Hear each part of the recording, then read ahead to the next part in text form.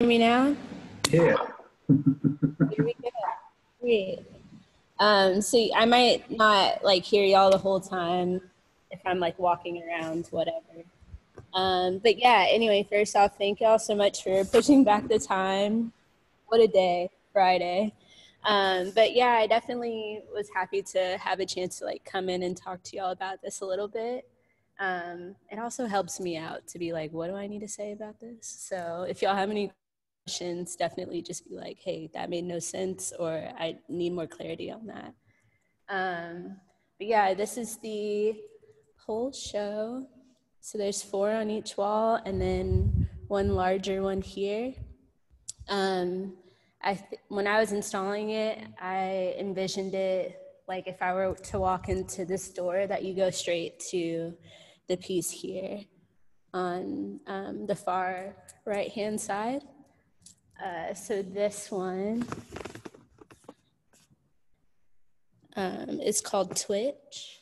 So the whole, I mean, I'm sure y'all have read the statement of the show and everything, but I wanted this to be kind of, in a sense, a linear experience, but also you can enter it at any point in. So you can enter it from the door piece, or you can enter it from the girl that's like walking out of the gallery, or you can enter it from Twitch. So Twitch is kind of like this awakening moment of like perspective, realization, and just being like connected to maybe how your body reacts to a realization.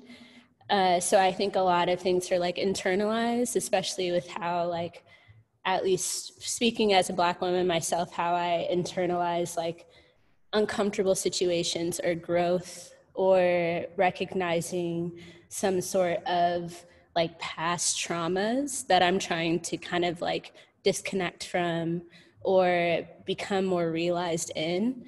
So that was kind of like my approach to this first piece.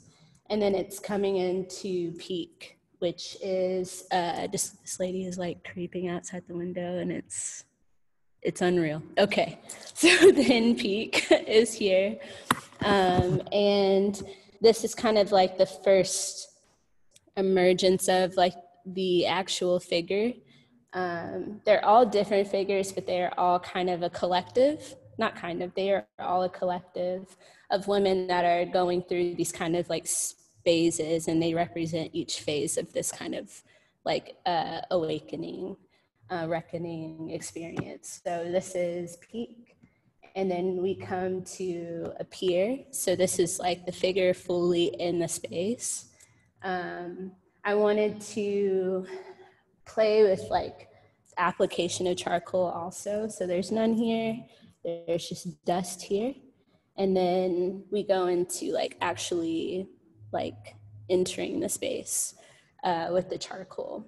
So I wanted to just bring life to these figures. They were pretty stagnant, and it's completely different when they're in my studio. I'm able to like really like apply the charcoal, and then on my walls, like all of this energy is like still there. So I wanted to do like bring that kind of experience into the gallery as well.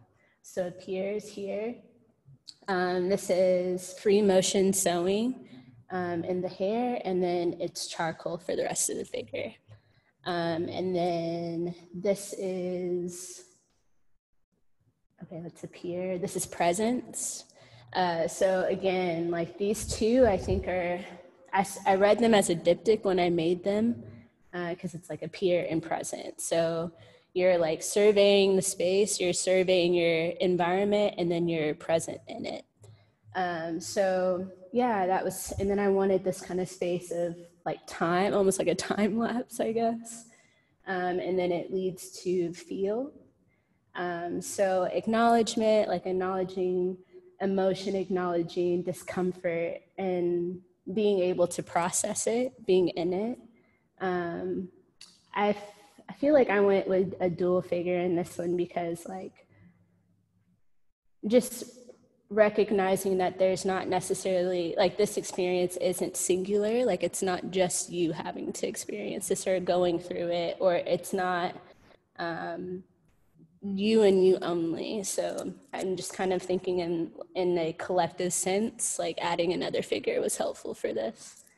And then I don't know if y'all have the list title on here. Okay, great, because this one's like 3 titles and I can't totally remember. What did I say? What was it? Does anyone have it for me? I just had it pulled up. 1 second. All right, cool, because it'll be great for me to know too. That's after feel, protect, collect, reject. Wonderful, yeah, protect, collect, reject. So again, this collective mantra that I have for the show, this is kind of like the reckoning, the realization of change and a shift happening. So rejecting, resisting, saying no, and then progressing on to ends beginning. And I liked this kind of full circle experience of ends beginning, that it's like one title, one word, because obviously this is like a cyclical experience. So I liked that it wasn't a start or not necessarily like walking away. Maybe she's entering, maybe this is kind of like she's being able to lead you through the space again. So in this beginning, I did a different kind of application with her, with adding the 2 types of like metaphors. So it's figurative and abstract when it comes to this like gridded texture that I drew on, and then this application of like, you know, seaming 2 pieces together, let your mind rock with that, and then the figure kind of entering, appearing, or exiting the space. And then this one, she is like literally leaving. So I have this as nah number 2. This is like a kind of continuous to nah number 1 that I'd made about a year ago. So this is, I think it's gonna probably just continue on into a series a bit. And she's walking out of the space. This is pretty literal. Really big figure, really grand gesture of just saying nah, you know? And then this is the last piece. This is called Exit Door Number 7. And I read this as more of a portal. So this show is also in connection to the installation that I'll be doing with Cage Match Project next week, where I'm installing 3 crates that I've built, and I've had help building also, because like, come on, ask for help if you need it. But they are kind of metaphors of escape in this entrapped space. So I wanted to create this portal again, if we're thinking in the round, being able to leave and then enter at the same time.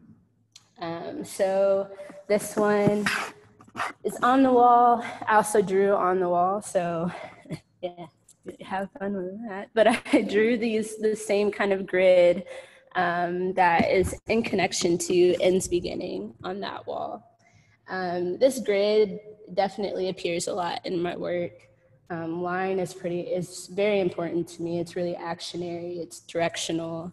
And I think when you're thinking in an abstract sense, line has a lot of words. Like there's a lot of conversations that can happen depending on how it's drawn on, how it's interacting with the piece, how fast, how slow, like it's really energizing. So I thought it was important to have this experience where I was able to create and to kind of connect canvas together, draw canvas texture, allow this kind of like void to happen here, to where again we're playing with this like duality of entering and exiting. So yeah, this is exit door number 7.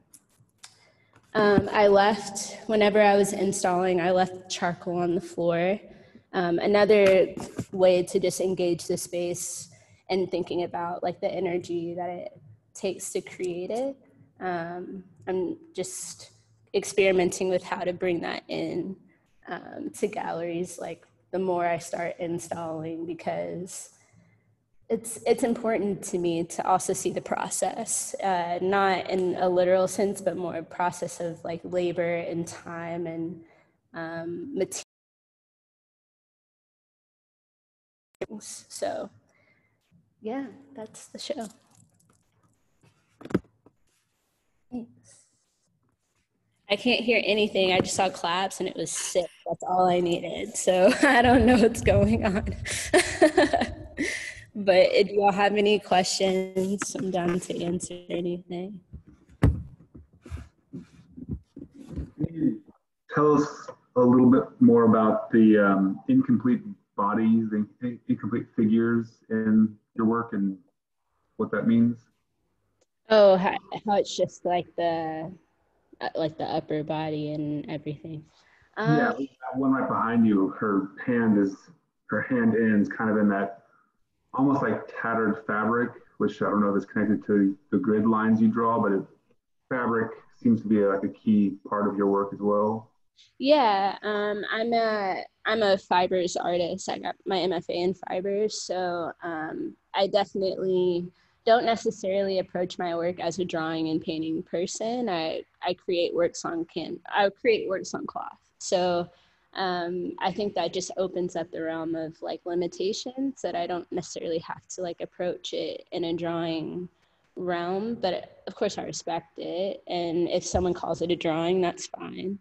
But with the figures, I think whenever I think about you also add action to it, so it doesn't seem as if they're like stagnant. So maybe the body is like starting to shift to one way out of frame so they don't feel stuck. I think that has a lot to do with just even my kind of artist statement and talking about spaces that you want to allow yourself in, kind of reclaiming that kind of power and permission. So when it comes to, are you talking about the larger one or the two girls? I mean, even both, like as your pieces come off the canvas into the gallery, onto the wall. Right. Mm-hmm. The way they end Right. Yeah. Yes. Yeah, I think, like I was saying before, working in my studio and that kind of like energy and action that's happening, it's missed whenever you're just like, you put it right back onto the white wall. So it's also adding just that energy, that essence back into the piece. But also like kind of claiming space, right? Taking more space up in on these white walls with these black figures. I want them to feel that they exist here. So that was really important to me. Because when they're on my studio walls, they exist and they belong, right? Because it's like full of charcoal. It's so messy in there, but it's their material, a habitat. And so I'm trying to, like I said, kind of experiment with how I can bring more of that experience into gallery settings. So this is kind of my first push in doing that. To just kind of, I want that energy when they're not on white walls, when they're they're on walls full of history of residual charcoal, you know what I mean, writing everything. So this is kind of my first step in experimenting on how I can do that more with these figures. Yeah.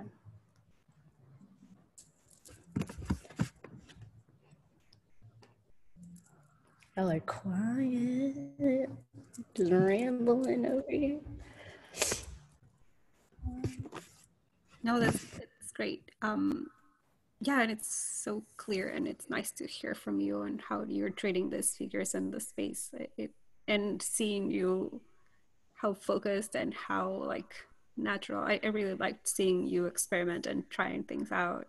Thanks. Yeah, it was lovely. She saw me go in on the walls yesterday. I was like, we'll see. I don't really know, but we're going to see how this goes. Hopefully it's all right. But no, I think I really like it. I think it adds to it. Just not, I'm not into like sterile, just here's the work on the wall. Like I wanted to, that's not how I make. So I'm wanting to explore how to kind of make galleries more of an environment for my work, aside from it just being a space where it's able to be experienced, which is great. And I'm so happy that this opportunity's happened. I've never had all of my figures in one space before. This is a completely new body of work than what I'm used to making like for a show. So yeah, it's like, it's experimental and I'm into it. So yeah, the fun part of art making. Right. Yeah.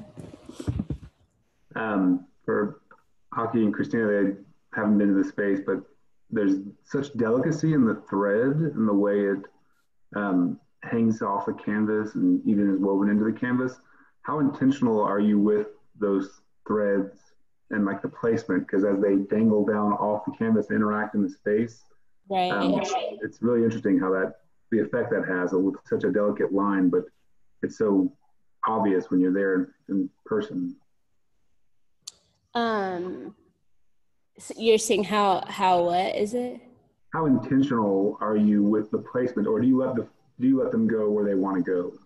Yeah, so I mean, I think there's moments like this one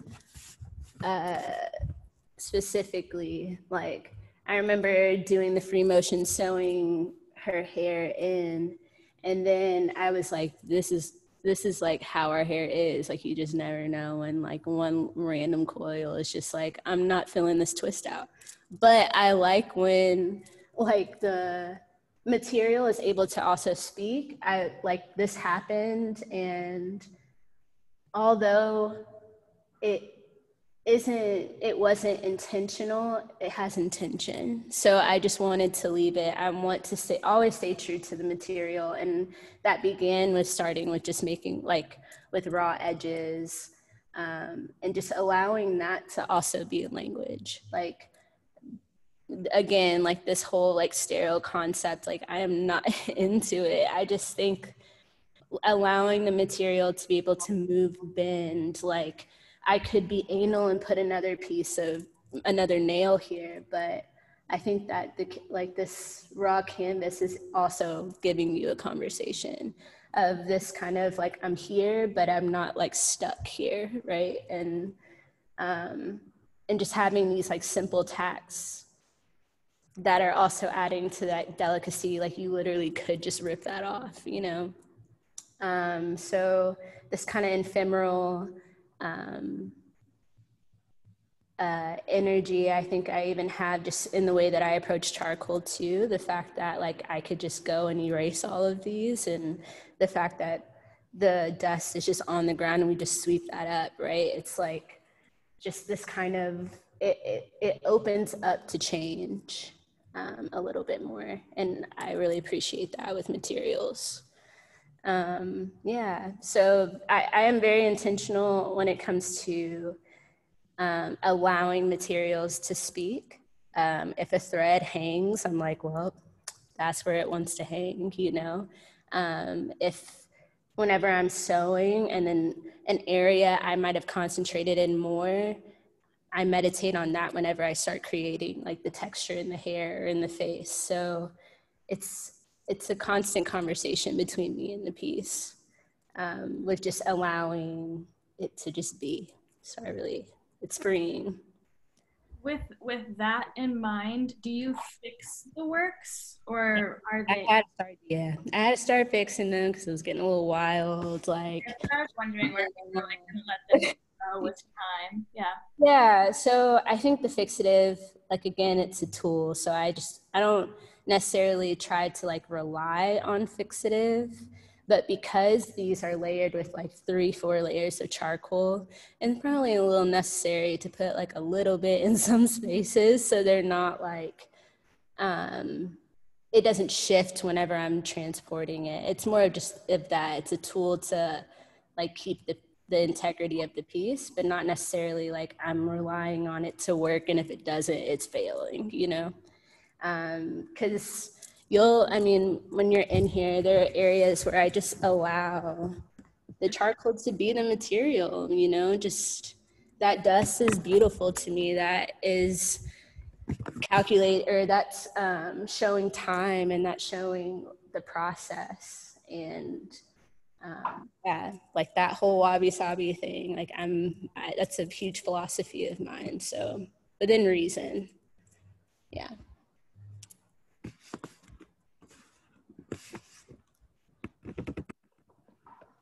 I know you have to be somewhere else soon. So soon, yeah, I can wrap up in like 10 minutes. I have to kind of head out and be there by 3, but it's okay. This is important. Like, let's not be saying, oh, she wants to make a tree house and stuff later. So I'm fine with talking this through with y'all. Let's get the language correct, so I'm not out here having like 5 different statements in the world. Yeah. Yeah, if you wouldn't mind, can you go back through the journey, from Twitch to exit door number 7? Like, what is that path? What is that journey that you're taking the audience on? Yeah, so kind of like I said earlier, it's this realization of, acknowledging a discomfort, recognizing it. So that's when presence, or that's where Pete comes to. Being present in it, appearing in it, being present in it, feeling it, rejecting it, leaving it, and resisting it. So it's kind of I don't want to use timeline because that's, again, too linear, but it's a process of thought leading you into power of rejection, power to resist something and say no to something. And I think for Black women, we have a lot of stigmas on us that we're able to sustain, like, oh, you're so strong because you went through all these traumas. And it's like, no, we don't, like, that is so dead and gone now. We don't need to do that anymore. There is strength in saying no and having the power to reject when something is hurting you, and something is, a realized trauma that can go into even like family traumas, like generational traumas that we acknowledge, and then that we are present in, that we might have experienced, and it's like that kind of patterning, and then you're like, I'm not doing this anymore. That goes into systemic racism, like, again, being that Black woman to just handle watching people, like, murdering our men and women and brothers and sisters, and then saying no to that, rejecting that, finding power in that resistance and having a way in and out of it. So that's where the portal comes from.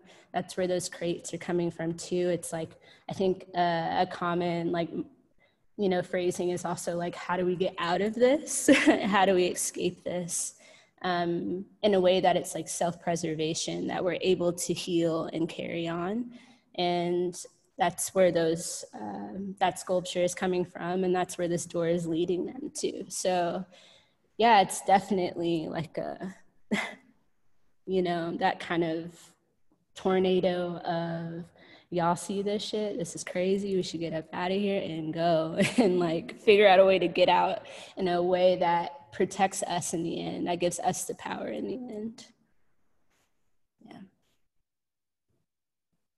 Thank you. You speak beautifully about your work. I appreciate that. I feel like I'm out here rambling. I don't even know what I'm saying. That's great. I appreciate that. I think having more time, like, just while I'm working, I'm thinking that way, which I'm sure is a very common thread with like every artist. But it is important to me with like having a concept that I'm able to digest that way through the work. And it's nice when it's realized. So it's coming clear probably just because of that. So thank you. Thank you for sharing with